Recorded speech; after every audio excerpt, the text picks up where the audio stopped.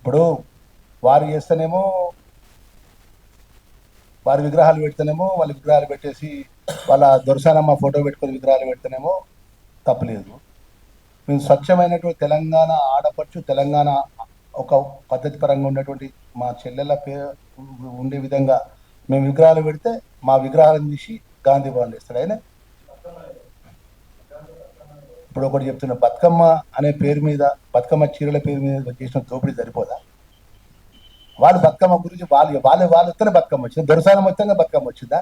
మా తెలంగాణ ఆడపడుచులు బతుకమ్మ ఆడలేదు 50 సంవత్సరాల నుంచి 60 సంవత్సరాల నుంచి ఆడలేదా? 100 సంవత్సరాలు బతుకమ్మ ఆడలేదా? ఆలోచన బతుకమ్మ గురించి మాకు చెప్పాలా?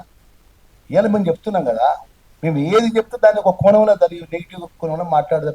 నువ్వు ఎన్నడూ రాజ్యం వెళ్తావు, నీకు ఎన్నడూ ప్రజలకు అవకాశం ఇస్తారు. ఫస్ట్ నీ పార్టీని సరి చేసుకో.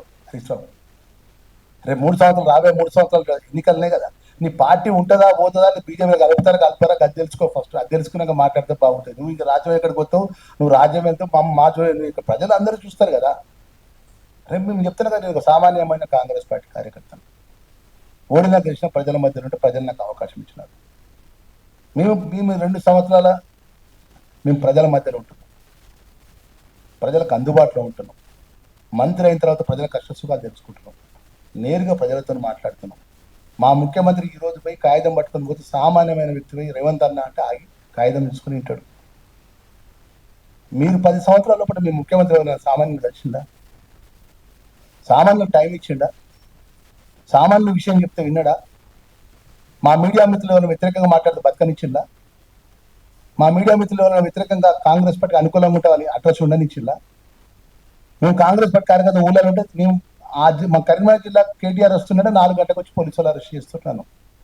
అరే ఏమన్నా 4 గంటలకు వచ్చి మేమేం చెప్తాం? కేటీఆర్ మంత్రి వస్తాయని మొత్తం ఎస్కార్ట్ ఉంటుంది, గ్రూప్ పార్టీ ఉంటుంది, 100 మంది పోలీసు వాళ్ళు చుట్టూ ఉంటారు. మేమేం కేటీఆర్ చెప్తామంటే లేదు మీరు ఇంట్లోకి బయటకు వెళ్ళొద్దంటారు.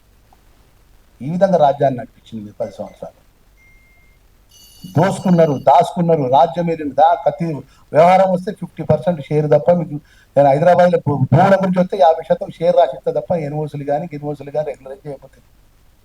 ఇవాళ మేము విగ్రహాలు తెలంగాణకు సంబంధించినటువంటి ఒక తెలంగాణ ఆడపడుచు ఒట్టిపడే విధంగా విగ్రహాన్ని తయారు చేసి ఒక అందశ్రీ అలాంటి మహా నాయకుడు, ఒక గాయకుడు, ఒక మహానీయుడు ఒక పాట రాసి ఆ పాటను తెలంగాణ గీతంగా ఆవిష్కరించి మేము కార్యక్రమాలు రూపొందిస్తే ఓర్చుకుంటలేదు. మీరు ఒక్కరే తెలంగాణ ఓట్లు, మీరు ఒక్కరే తెలంగాణ కోసం చేసిందని చెప్పి మాట్లాడితే ఎట్లా Harish Rao, KTR? Subscribe us and press the bell icon for more interesting updates.